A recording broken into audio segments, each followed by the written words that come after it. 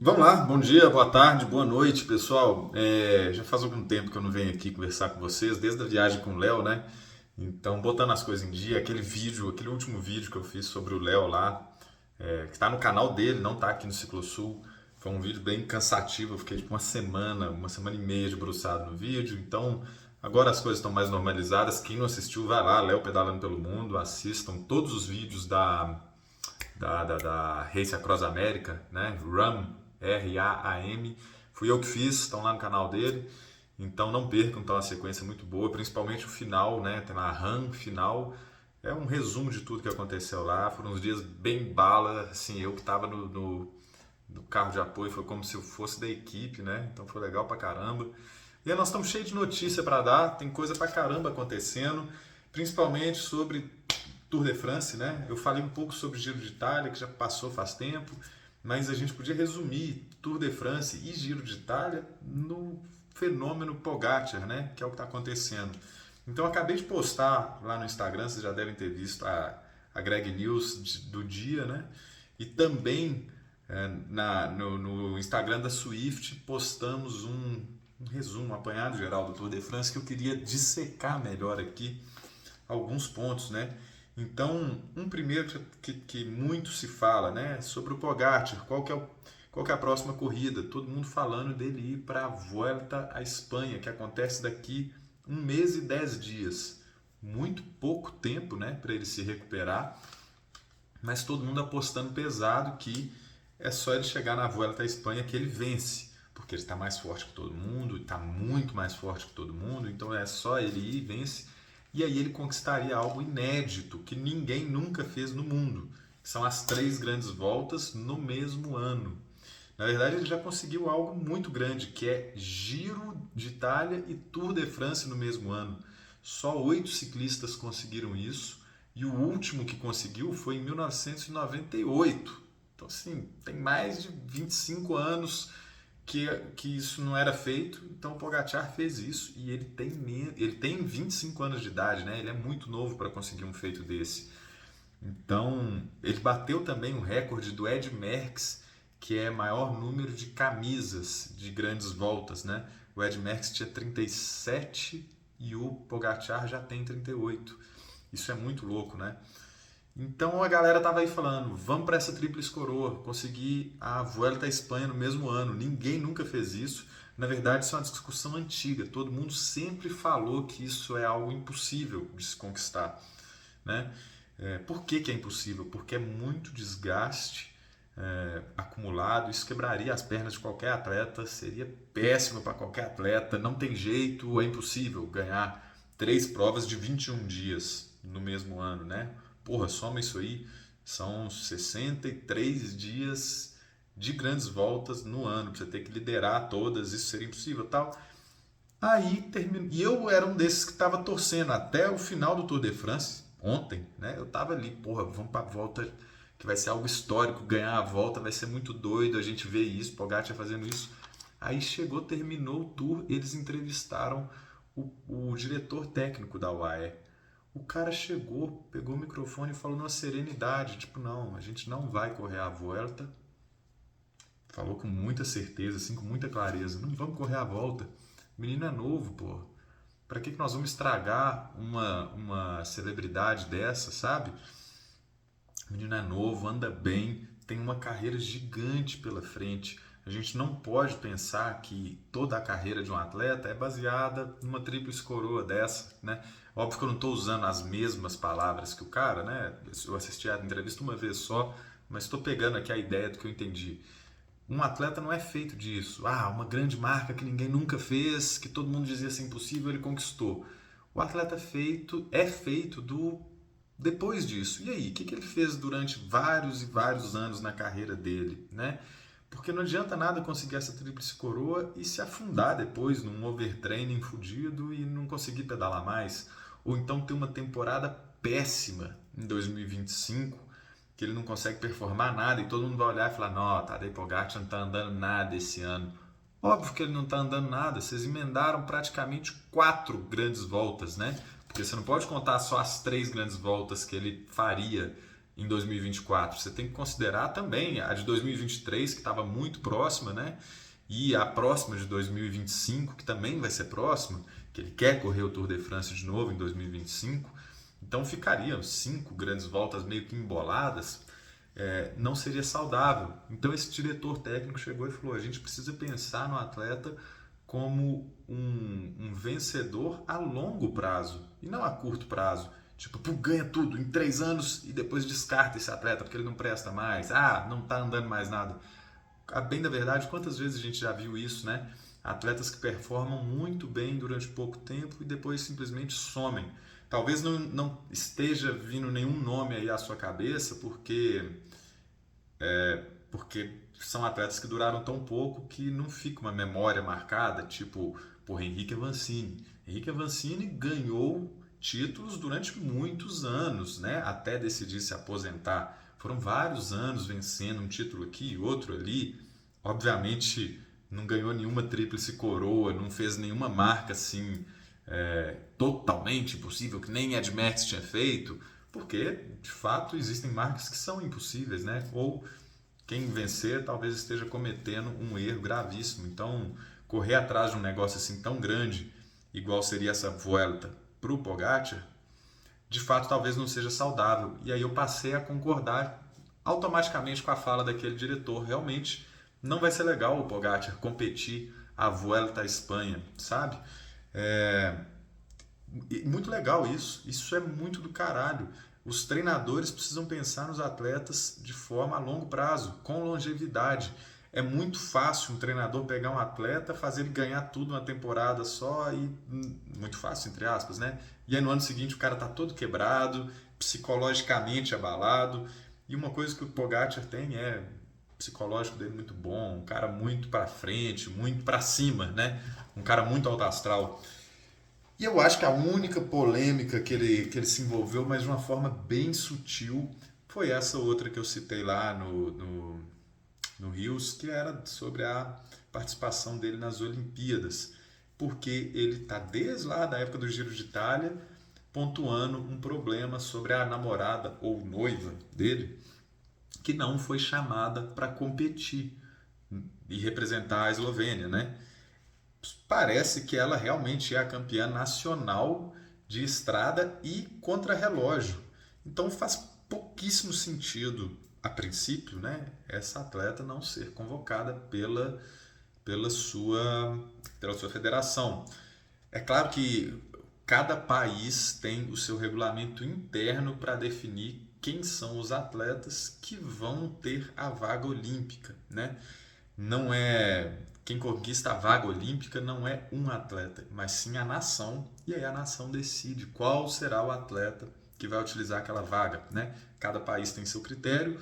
Inclusive nesse ano o Brasil também sofreu polêmicas. Acho que todo ano todo país sofre alguma, sempre tem algum atleta que fica reclamando do critério utilizado, mas esse ano o Zé Gabriel, né, acho que é muito claro isso, ele não concordou com o critério utilizado ou uma possível mudança nas regras em cima da hora.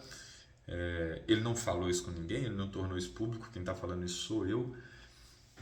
Inclusive eu perguntei para ele e ele não quis comentar sobre o assunto, então vida que segue, né? Acho que não houve nenhuma reclamação formal. Mas voltando ao caso do Pogacar, ele demonstrou publicamente que não estava concordando com o fato da noiva, esposa, namorada não ter sido convocada. A princípio realmente parece um absurdo a campeã nacional não ser convocada, né? E aí o Pogacar acabou já de anunciar que não vai competir as Olimpíadas de Estrada em Paris. Lembrando que ele está lá, né? Ele está na França, é só ele esperar mais 4, 5 dias? Não, a Olimpíada, acho que a prova de estrada é no próximo domingo, então assim, coisa de 10 dias ele competiria essa prova de estrada. 10 dias, digamos que seja 10 dias o tempo entre o fim do Tour de France e a prova de estrada, ainda é pouco para um atleta que liderou a prova inteira, quase toda, se recuperar, né? Então sim, ele chegaria meio abalado lá nessa prova olímpica. Então talvez também por isso, além do protesto que ele está fazendo, talvez por isso mesmo também seja uma forma inteligente de falar não para os próximos eventos desse ano, né? E aí, a única coisa que ele falou sim foi para o campeonato mundial, e falou de uma forma assim, muito cômica e extremamente cavalheiro. Ele foi muito cavalheiro para falar. Ele falou: olha, eu acho bonita a camisa que o Van der Poel usa, eu gostaria de ter essa camisa aí, que é a camisa de campeão mundial de estrada, né? Se ele não for campeão mundial de estrada, ele tem uma chance grande de ser campeão mundial de contrarrelógio, porque ele deu o maior show nas etapas de contrarrelógio do Tour de France e do Giro de Itália, não só desse ano, mas dos outros. E aí é legal recuperar um episódio que eu citei lá nesse Rios, que foi quando que o Pogacar apareceu pela primeira vez na mídia, em geral, né? Eu tava tentando lembrar ontem, né? Assim que acabou o tour, aí veio meu amigo Neto, né? Chegou aqui em casa, a gente estava conversando, eu falei, velho, eu não consigo lembrar como é que foi o primeiro Tour de France do Pogacar. Eu tenho a memória ruim, eu perco essas coisas, voam na minha cabeça. Aí o Neto falou, porra, como que você não lembra, Breninho? Foi aquele Tour de France que ele estapeou o Roglic na penúltima etapa e até então o Pogacar não estava ganhando nada. O que foi que aconteceu naquele ano? 2020, ninguém sabia quem era Pogacar. Aí o Bahia até me corrigiu aqui, já mandou uma mensagem. O Pogacar começou a aparecer em 2019 no Tour da Califórnia. Mas, velho, só os mais nerds que conhecem isso. Só a galera igual o Bahia que estava acompanhando sabia que o Pogacar tinha vencido essa prova. E aí chegou lá no Tour de France, ninguém sabia o nome dele. A UAE mesmo, pelo que eu me lembro, não tinha assim essa relevância como equipe. Era uma equipe menos inflacionada que hoje, né?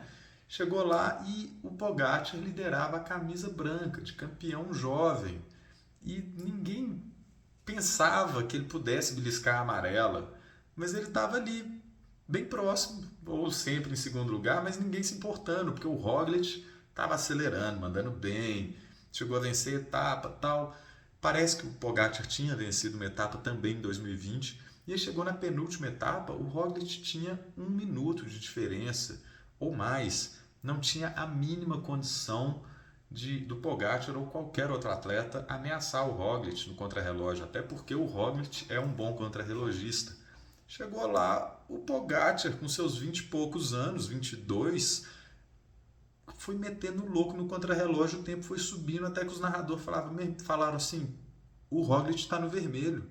As parciais do Roglic estão dando vermelho em relação à do Pogacar. E aí foi aquela loucura, quem que é esse menino que não sei. Aí, quem acompanha menos, já penúltimo dia, aí que a galera começou a ouvir falar, não sei quem que é esse, velho, né? E os narradores lá alucinando, e aí foi aquela famosa, aí o Pogacar chegou muito bem, pegou os tempos de todo mundo que tinha largado, e o único que ainda estava na pista era o Roglic, já recebendo rádio lá, meu irmão, o cara chegou, fez um tempo excelente, você tem que se virar aí. Só que eles já viam que o tempo do Roglic estava muito no vermelho, que ele não conseguia mais resolver o problema dele ali. E quando ele chegou, ele tomou tipo 2 minutos do Pogacar no contrarrelógio, que é muita coisa.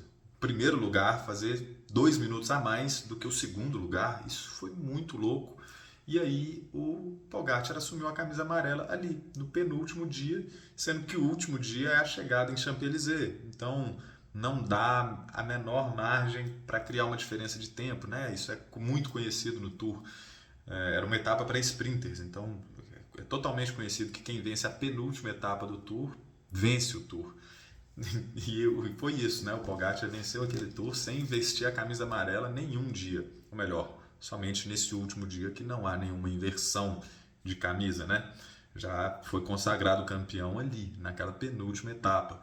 E isso foi muito louco. A partir daí, o Pogacar começou a aparecer como gente grande, de um dia para o outro, da noite para o dia. Desde então, é Pogacar para todo lado. E chegou na temporada 2024, ele fez algo muito, muito maior, né?